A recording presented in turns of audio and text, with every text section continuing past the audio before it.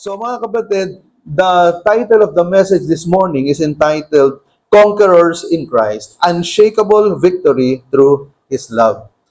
One of the best chapters in the entire Bible is Romans chapter 8. Kung ikaw anak ka ng Diyos, you should read and meditate and, if possible, memorize the entire chapter 8 of Romans. Kasi napakaganda po nito. Sobrang ganda nito. Isa to sa talagang, sabihin natin, magisterial na chapter in the Bible. And one of the highlights of Romans chapter 8 is verse 37. Yun po ang focus natin ngayon mga kapatid. Romans chapter 8, verse 37, basahin po natin yun. We are more than conquerors through Him who loved us. Okay? Tayo ay higit pa sa mga mapagtagumpay dahil kay Kristo na nagmamahal sa atin. So ano yung gustong ituro sa atin ng Panginoon? Una, there is power in persecution. Mga kapatid, ang konteksto po ng Romans chapter 8, it is power in the midst of persecution. Because the Christians in Rome were persecuted because of their faith. Tandaan po natin mga kapatid, na tayo bilang mga anak ng Diyos, hindi tayo exempted sa trials, troubles, temptations, tribulations, and persecution. Pag sinabi nating persecution, ito ay yung pag-uusig dahil sa ating pananampalataya. Bakit nakakaranas ang isang anak ng Diyos ng pag-uusig? Ito po ang sagot dyan. Kasi ang buhay natin taliwas sa buhay ng isang taong makasalanan. Kaya kung ikaw nabubuhay ka sa isang mundo na makasalanan at ikaw ay matuwid, definitely there will be persecution. Naunawaan po natin. Sa loob na lang na isang classroom. To. Di ba ang mga estudyante, ano yan? Natural dyan ang mangopya. Di ba? Tama ba mga estudyante? Walang sumasagot, ano? Liars go to jail. Huh? So, natural yan sa mga estudyante na mangopya. Okay? Lalo na kung mahirap ang subject. No? Pero ikaw, bilang anak ng Diyos, nag-aral ka, nagsunog ka ng kilay sa pag-aaral, diligent ka, kahit hindi ka matalino, kahit hindi ka genius, pero talagang tsinagaan mo, inaral mo ng gusto. So, exam. Iniwan kayo ng teacher ninyo. Nagkokopyahan yung mga klase mo, ikaw anong gagawin? Siyempre, ginagawa ng lahat, ba't hindi ko naman gagawin? Mali. Hindi dahil ginagawa ng lahat, gagawin mo rin. Dahil may mga bagay na ginagawa ng lahat na mali, na hindi ka dapat makiayon. Now, kaya po nagkakaroon tayo ng persecution kasi nape-persecute yung mga tao na gumagawa ng tama. Ngayon, ang sabi dito, there is power in persecution or kapangyarihan sa pag-uusig. Dahil ang sabi dito ni Apostol Pablo na sumulat ng aklat ng Roma, in all these things, ano yung these things na to? Sa lahat ng ito, mga bagay na ito. Ito po yung nakalagay sa verses 35 to 36. Let me read it to you. Ang sabi sa verses 35 to 36, sino ang makapag-iwalay sa atin sa pag-ibig ni Kristo? Ang kaguluhan kaya? Ang kapighatian? Pag-uusig? Pagkagutom?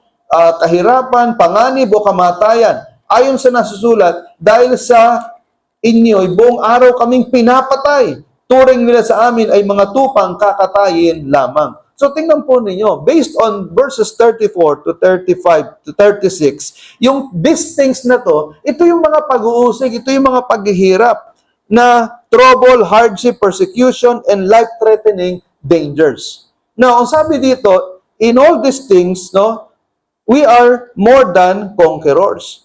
In all these things. Now, more than conquerors, it speaks of prevailing power, nakapangyayaring kapangyarihan. It doesn't mean we avoid difficulties or trials. Rather, it empowers us to endure and emerge with strength, peace, and joy. Okay, ulitin ko mga kapatid, makinig po kayo. When the Bible says we are more than conquerors, it doesn't mean that we are free, we are exempted from temptation, trials, troubles, persecution. No! Ang ibig sabihin ng we are more than conquerors even in the midst of trials, troubles, temptations, persecution, we can emerge victorious. There is peace and joy in our heart. Naunawaan po natin mga kapatid. Pangalawang bagay na gustong ituro ng Panginoon is passionate love. Sa Tagalog ng passionate love, masigasig na pag-ibig. No? Yung pala ibig sabihin ng passionate, masigasig na pag-ibig. So, nung sinabi ni Paul na in Him who loved us, ang sabi doon, we are more than conquerors through Him or in Him who loved us. Ibig sabihin, yung victory, iniaangkla, yung victory na meron tayo, ikinakabit, inaangkla ni Paul doon sa pag-ibig ni Kristo na ipinaranas sa atin. So, anong klaseng pag-ibig yan? No, it is not just any kind of love, but it's the sacrificial, boundless love of Jesus demonstrated on the cross. Nung si Kristo ay namatay doon sa cross para sa atin, yun ang ultimate manifestation of God's love for mankind. Naunahan po natin mga kapatid. Dahil dapat ikaw at ako, yung ipapako doon sa krus eh. Tayo dapat ang parurusahan dahil tayo yung nagkasala. Pero si Kristo, inako niya yung ating mga kasalanan dahil sa pag-ibig niya sa atin. Doon ngayon pumapasok yung John 3:16, For God so loved the world, gayon na lamang ang pag-ibig ng Diyos sa sanlibutan, na kanyang ibinigay ang kanyang pinakamamahal na anak, upang ang sino mang sumampalataya ay huwag mapahamak bagkus magkaroon ng buhay na walang hanggan. So, the love of God redefines our worth. It offers forgiveness and gives us a purpose that defeats suffering. So, ano ibig sabihin nito? There is purpose in suffering. Hindi yung bang nagsasuffer ka, may pain ka sa buhay, may problema ka sa buhay, na wala lang. Because if you will look at the cross of the Lord Jesus Christ, there was a purpose why He died on the cross. Naunahan po natin. May purpose yun eh. Hindi lang basta namatay si Kristo sa krus. Kung hindi, namatay si Kristo sa krus dahil may layunin ng Diyos. The same thing with us. When Jesus died on the cross, He suffered so much. That's why when we suffer because of trials, troubles, temptations, persecution, nagkakaroon ngayon ng meaning, ng kahulugan, yung ating suffering. Ibig sabihin, may layunin ng Diyos. Bakit hinahayaan niya tayo na maranasan yung mga bagay na yan? Hindi dahil sa kinalimutan tayo ng Diyos o hindi tayo mahal ng Diyos, merong nais ituro ang Diyos sa atin. Na ang sabi sa unang Juan 4, talatang 10, basahin natin dito. Ito ang tunay na pag-ibig. Hindi tayo ang umibig sa Diyos, kundi siya ang umibig sa atin. At isinugo niya ang kanyang anak upang akuin ang ating mga kasalanan para sa kapatawaran natin. So that is the greatest manifestation of God's love. When Jesus Christ took our sins on the cross. Naunawaan po natin mga kapatid. So, the passionate love of Christ, tatlong bagay po yan. Una, it is a love that liberates. Pag sinabing liberates, nagpapalaya. Ito isang pag-ibig na nagpapalaya because Christ's love frees us from fear and empowers us to live boldly. Pinapalaya tayo sa takot na ano na mangyari sa akin? Ano mangyari sa future ko? Ano mangyari sa pamilya ko? Ano na mangyayari sa career ko? Hindi. Because the love of God liberates us from fear. Dahil mahal tayo ng Diyos, kailangan maunawaan natin yan, pinapalaya tayo sa mga takot na maaring mangyari. Naunawaan po ninyo. Ang sabi ng mga psychologists, no, ito pa base sa pag-aaral, 90% ng mga takot natin hindi totoo. Unfounded, untrue. Kumbaga, imaginary. 10% lang ang totoo. At doon sa 10% na yon, 9% hindi pa natutuloy. So 1% lang talaga yung nagkakatotoong takot. In fact, kaya maraming tao namamatay sa takot kasi yung fear itself, yun yung talagang nagbibigay ng stress, yun yung nagpapababa ng immune system, yung nagbibigay ng negative thoughts na imbes na umepekto yung mga gamot, umepekto yung mga ibinibigay ng doktor, hindi ngayon umiepekto kasi takot ka eh. Naunawaan po natin. Oh, it is the love that liberates. Pangalawa, it is a love that leads. Pangunguna, yung pag-ibig ni Kristo, pinangungunahan tayo nito para iayos yung mga priorities natin sa buhay sang-ayon sa kanyang mga layunin. Marami sa atin, marami tayong ginagawa na wala sa priority. Ibig sabihin, marami po sa atin, hindi ayos ang priorities natin. Naunawaan po ninyo, ano ba yung priority sa Tagalog? Mahirap Tagalogin niya. Prioridad, hirap Tagalogin, Marami sa atin, ang priorities natin sira. Dapat, ang number one priority natin, tingnan niyo yung 5 daliri ninyo. Hindi ba, kapag natanggal itong hinliliit, nakakagawa na pa rin. Hindi, gumagana pa rin. Ito, tulad nito, nakakakuha pa rin yan, ng cellphone. Alisin mo itong 2 daliri na to, kaya pa rin bitbitin, O 3, alisin mo, kaya pa rin, Okay? Pag alisin mo itong thumb, kaya pa rin, pero ang hirap, Kasi itong thumb, this symbolizes God. Ang number one priority natin sa buhay, it must be God. Matthew chapter 6, verse 33. Kinakanta natin yan sa malaking simbahan, di ba? Yung nung nasa Catholic Church, pag umaattend ng Catholic Church, di ba? Seek ye first the kingdom of God and His righteousness, and all these things will be added unto you. Hallelujah, hallelujah. Yan lang natandaan kong kanta sa Catholic Church. Hindi ko alam, nasa Bible pala yun. Matthew 6:33. Unahin mo ang kaharian ng Diyos at ang paggawa ng kanyang katwiran at lahat ng bagay, idadagdag niya sa iyo. Naunahan po natin. So, ano ibig sabihin nito? Kapag inuna mo si Lord, hindi ka pababayaan ng Diyos. Kapag inuna mo ang Panginoon, yung mga bagay na ipinapanalangin mo, sasagutin ng Diyos. Uunahin ka ng Panginoon. Hindi ka pababayaan ng Diyos. So, it is a love that leads. It leads us to align our priorities with His purposes. Okay. Pangatlo, it is a love that lifts. Ano yung love that lifts? In times of discouragement, the love of Christ lifts us above despair and fills us with renewed hope. Ibig sabihin, yung pag-ibig ni Kristo, yung pag-ibig ni Kristo na ating nararanasan, ito yung magbibigay sa atin ng sigla, ng kalakasan, ng pag-asa, ng lakas ng loob para hindi tayo matabunan ng mga problema at mga kasipayuan. Naunawaan po natin, mga kapatid. So, that's why that is the kind of love that Christ has shown to us. Ang sabi sa 1 John 4, verse 19, ang sabi diyan, we love because He first loved us. Sa Tagalog, nagmamahal tayo kasi una tayong minahal ni Christ. Naunawaan po natin. So, una tayong minahal ng Diyos. Okay? Hindi ikaw yung unang nagmahal. Kaya ka nagmamahal kay Christ kasi una siyang nagmahal sa'yo.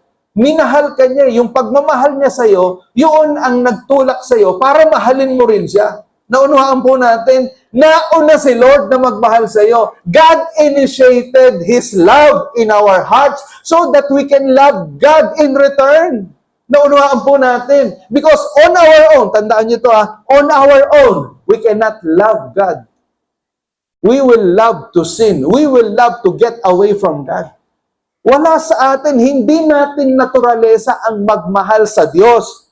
Kaya tayo natutong magmahal sa Diyos kasi minahal niya tayo nung una. Naunawaan po natin. Parang yung mga lalaking nanliligaw, di ba? Yung mga nililigawan, karamihan naman yan. Hindi naman in love agad yung mga babae doon sa lalaki, di ba? Tama ba? Maliban nila kung yung mga babae nanligaw doon sa lalaki. Pero normally, mga abnormal kasi yung mga babae ang nanliligaw sa lalaki. Pero kung hindi ka abnormal, yung mga lalaki na nanliligaw doon sa mga babae, hindi naman sila mahal agad nung babae. Napapamahal na lang yung babae doon sa lalaki kasi talagang binuhusan na ng pag-ibig ng lalaki yung babae. Kaya yung babae ngayon, na-in love na doon sa lalaki. Naunawaan po ninyo. Ganun ang ginawa ni Lord sa atin. Niligawan tayo ni Lord binuhusan tayo ng pag-ibig ng Diyos, kaya natuto tayong magmahal sa Panginoon. Yun ang ibig sabihin noong 1 John chapter 4, verse 19, we love because He first loved us. Naunawaan po ninyo. Palakpakan nga natin ang Panginoon. Praise God. So, the love of God through Christ. Ang sabi dito sa Roma 8:38-39, basahin nga po natin. 1, 2, 3. Sapagkat natitiyak kong walang makapag-iwalay sa atin sa kanyang pag-ibig, kahit ang kamatayan o ang buhay, ang mga anghel o ang mga pamunuan at ang mga kapangyarihan, ang kasalukuyan o ang hinaharap, ang kataasan o ang kalaliman o alinmang nilalang ay hindi makapag-iwalay sa atin sa pag-ibig ng Diyos na ipinagkaloob sa atin sa pamamagitan ni Kristo Jesus na ating Panginoon. Tingnan po ninyo, grabe no? Anong sabi dito? Walang makakapaghiwalay. Grabe. Nothing can separate us. Tindi nun, ha? Walang makakapaghiwalay. Saan? Walang makakapaghiwalay sa atin sa pag-ibig ng Diyos. Ang tindi, kaya nga napakatindi nitong Romans 8 na to eh. Nothing can separate you from the love of God. Ang sabi dito, inisa-isa, kahit ang kamatayan o ang buhay, kahit ang mga anghel o mga pamunuan, ang mga kapangyarihan, kahit mga demonyo, ang kasalukuyan ang hinaharap, ang kataasan o kaliliman, o alinmang nilalang, ay hindi makapag-iwalay sa atin sa pag-ibig ng Diyos na ipinagkaloob sa atin sa pamamagitan ni Kristo na ating Panginoon. Nothing can separate us from the love of God. Nothing can separate you. Sabihin, walang pagsubok, walang problema, walang temptation, trials, troubles, tribulation, persecution can separate you from the love of God. Naunahan po natin. Ito, sabihin ko pa, walang kasalanan na makapag-ihiwalay sa iyo sa pag-ibig ng Diyos. Dahil lahat ng kasalanan, kayang patawarin ng Diyos. Naunahan po natin. Maliban na lang, ikaw mismo ang tumalikod sa Panginoon. Naunahan po natin. Okay. Pangatlo, the perspective of victory. Sa Tagalog, pananaw ng tagumpay. More than conquerors. Okay, another Greek word, no? Para dinadagdagan yung Greek vocabulary. Hypernikaw. Pag sinabi natin hyper, uy, napaka-hyper mo naman. Ano ibig sabihin nito? Lampas-lampas ka. Ano niya ibig sabihin ng hypernikaw? Beyond conqueror or super conqueror. Grabe, no? Para kang superhero pala nito. Hypernikaw. You are hypernikaw, beyond conqueror, you are a super conqueror. So, ano ibig sabihin nun?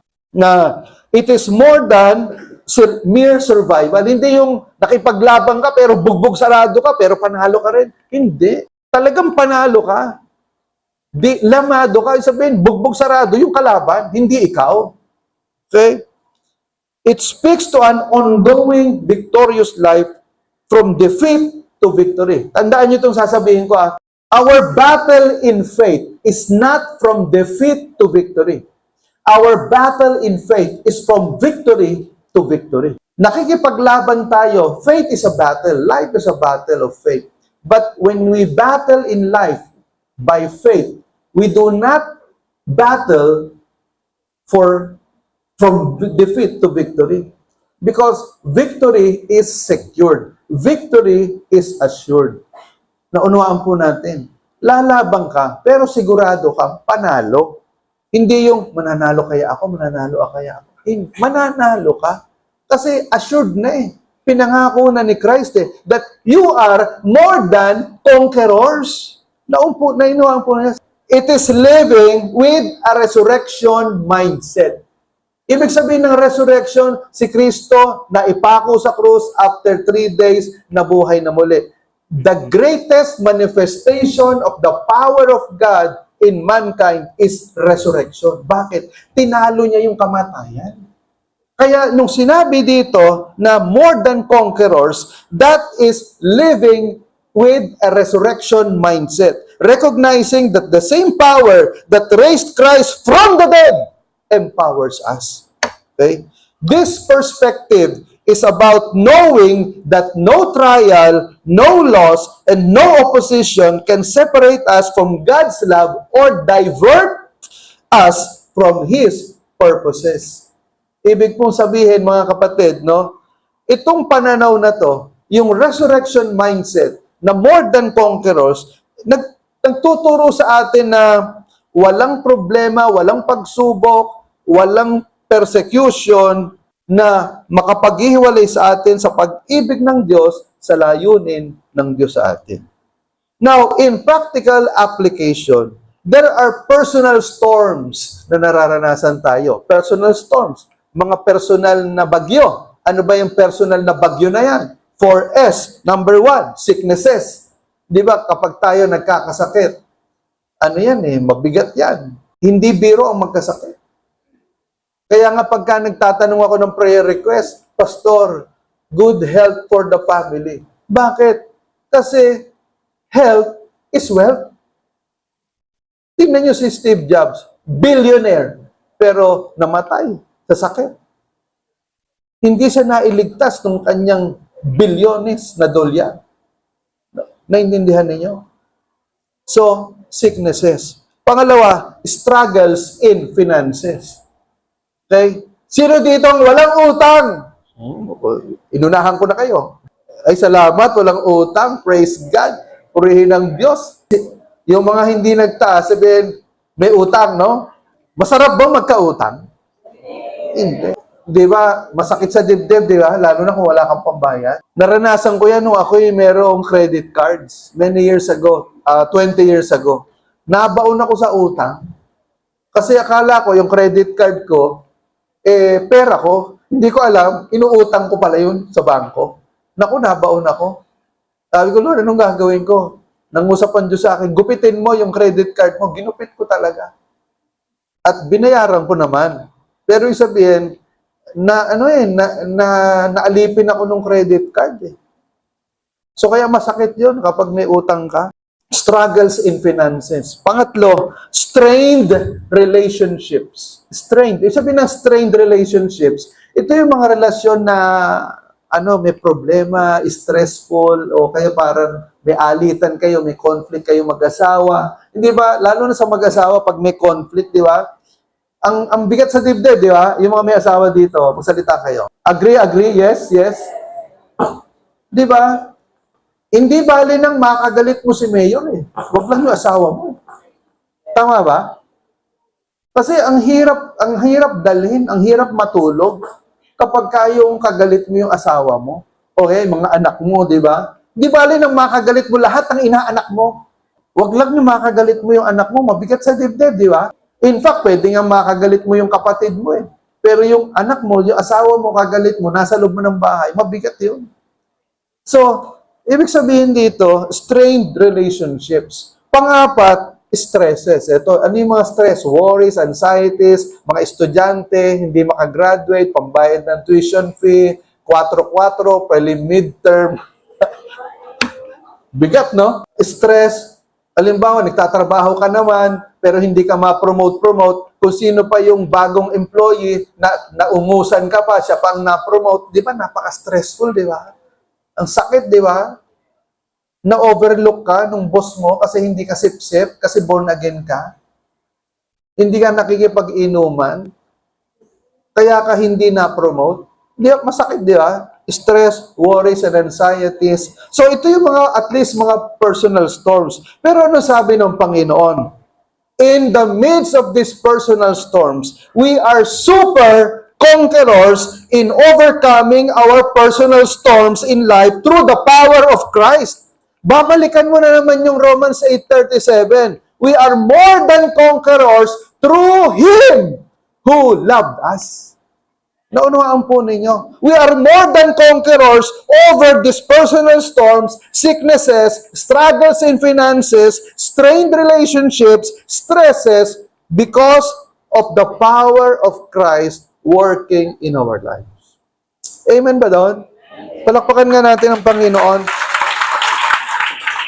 So Romans chapter 8 verse 37 is an invitation to let go of self-sufficiency. Ano yung self-sufficiency?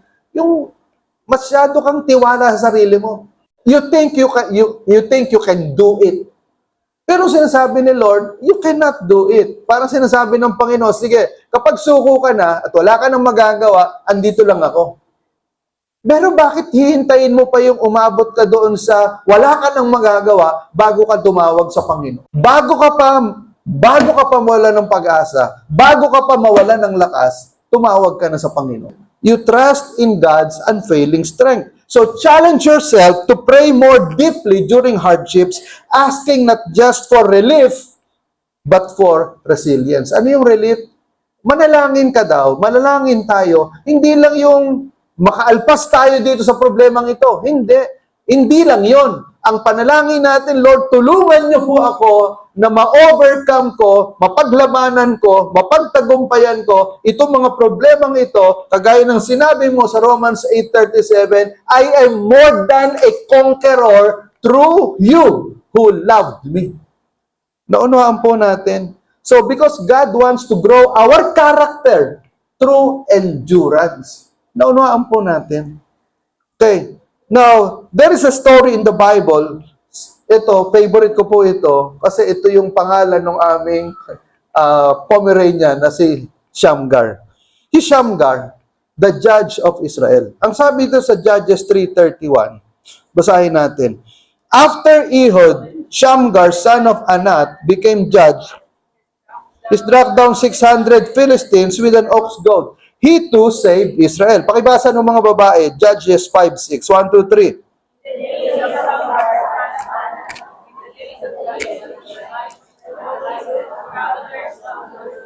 Okay. So, tingnan po ninyo. Itong si Shamgar, mga kapatid, ito lang yung dalawang verses sa Bible na nabanggit yung pangalan ni Shamgar. Okay? Hindi kagaya ni David, ni Samson, ni Elijah, ni Joshua. Itong si Shamgar, 2 verses lang, pero tingnan po ninyo, napaka-powerful. Dahil lang sabi dito, si Shamgar, pinatay niya yung 600 na kalaban ng mga masasama, ng mga Pilisteo, sa pamamagitan ng isang tungkod. Ox goad, hindi nga sword eh. Ano yung ox goad? Ito'y mahabang tungkod na mayroong matulis na para limbawa, yung mga baka, yung mga kambing, medyo matitigas sa mga ulo, lumilihis, medyo tutusok-tusukin mo o para umayos naman. So, ox goad. Ibig sabihin, tungkod lang ito na matulis ang dulo. Yun lang ang ginamit ni Shamgar. Bakit? Hindi sa sundalo. Hindi siya marunong humawak ng tabak, ng sibat, ng pana. Wala siyang alam doon. Ang alam niya, mag-araro o mag-alaga ng mga baka. He was a shepherd. Naunahan po ninyo, hindi lang shepherd, kundi siguro siya ay magsasaka, hindi sa sundalo. Pero ginamit siya ng Diyos in order to kill 600 enemy soldiers. These soldiers are enemies of God. Mga masasama ito. Okay? So ano ibig sabihin nito mga kapatid? Ito yung panahon na kung saan ang Israel ay napupuno ng mga kasamaan, napakasama ng nangyayari sa Israel. Pero ang Panginoon itinayo si Shamgar. So, Shamgar, the judge of Israel. Victory through God's power, not our own. So, the fact that Shamgar defeated 600 Philistines with a simple tool shows us that his victory came through God's power, not his own strength or skill. Naunawaan po ninyo na yung kapangyarihan ni Shamgar, hindi galing sa sarili niya. Ito ay galing kanino? Galing sa Diyos. So, similarly, as believers, we are more than conquerors through Christ who gives us strength. So, it is a reminder that no matter how weak, how unprepared, or how outnumbered we may feel, God can bring victory in our lives. Okay? So, what are the lessons that we can learn from Shamgar? Una, when God has something for you to do, nothing can stop Him from blessing and empowering you. Naunahan po niyo, pakibasa niyo nga, 1, 2, 3. And God has something for you. Nothing can stop Him from blessing and empowering you. Okay? Kapag may plano ang Diyos sa iyo at may pinapagawa ang Diyos sa iyo. Tandaan mo, walang makakapigil sa Diyos para hadlangan siya na pagpalain ka at palakasin ka. Naunawaan po ninyo. Pangalawa, He can use even our greatest trials for His glory if we will turn them to Him. It is all a matter of perspective of knowing who your God is. Ibig pong sabihin, kayang gamitin ng Diyos yung ating pinakamatinding pagsubok sa buhay para sa Kanyang kaluwalhatian. Kung ating iaalay lang sa Panginoon yung mga kapighatian o problema o pagsubok na meron tayo, kailangan lang yung ating pananaw, maunawaan natin, sino ba ang Diyos? Anong klase bang Diyos yung pinaglilingkuran mo? Naunawaan po ninyo. Ang Diyos ba na pinaglilingkuran mo, yung sinabi ni Jeremiah sa Jeremiah 32 verse 17, O Lord, you created the heavens and the earth. Nothing is too difficult for you. Alam niyo, sumagot ang Diyos dun sa verse 27. Sumagot ang Diyos sa sinabi ni Jeremiah sa verse 17 ng Jeremiah 32. Ang sabi ng Diyos sa Jeremiah 32 verse 27, I am the creator of the heavens and the earth. Nothing is too difficult for me. Naunawaan po ninyo. That's why when you pray, gamitin niyo yung verse na yon. Sabi mo, Lord, sinabi ni Jeremiah, ikaw ang lumikha ng langit at lupa. Wala pong mahirap sa inyo. Perspective. Who is your God? What kind of God do you believe in? Pangatlo, our greatest weakness can be God's opportunity to show His greatest power. Ibig sabihin, yung ating pinakamahinang kalagayan, ito ay oportunidad para sa Diyos na pakipatunayan yung Kanyang dakilang kapangyarihan. For when we are weak, then we are strong because of God. Amen? Amen. Pang-apat, faith is necessary to secure our victory over all kinds of trials and troubles, knowing that God is a God of victory. Ano ibig sabihin nito? Mahalaga ang faith. Huwag mong iwawala yung faith mo. You don't need faith when everything is all right. Hindi mo kailangan ng faith kapag walang problema. Hindi mo kailangan ng faith pag masaya ka. Hindi mo kailangan ng faith kapag walang problema sa pamilya mo. Kailan mo kailangan ng faith? Kailangan mo ng faith kapag dumaranas ka ng matinding problema, pagsubok sa buhay. Faith is necessary to secure our victory over all kinds of trials and troubles, knowing that God is a God of victory. Kagaya ng ginawa ng Diyos through Shamgar. Naunawaan po natin. Now, what are the attributes of God na makikita natin sa Romans 8:37? Number 1, God's power. The power of God is available for us if we will just ask and believe that God can give us the power necessary to overcome all our trials. God's love, yung pag-ibig ng Diyos. Ang sabi sa Romans 8:37, di ba? We are more than conquerors through Him who loved us. Yung pag-ibig ng Diyos ang nagtutulak sa Kanya para tulungan ka na mapagtagumpayan yung mga problema at pagsubok sa buhay. Naunawaan natin mga kapatid. Amen ba? Amen. Pangatlo, God's sovereignty. Ibig sabihin ng God's sovereignty, pakinggan po ninyo ha. Ibig sabihin ng God's sovereignty, ito yung nakapangyayaring kapangyarihan ng Diyos. Na kapag sinabi ng Diyos, ito ang gagawin ko, walang makakapigil sa Kanya. Pag sinabi ng Diyos na kaya kong baguhin ang takbo ng buhay mo, gagawin ng Diyos yan. Kaya kong bayaran lahat ng mga utang mo, magagawa ng Diyos yan.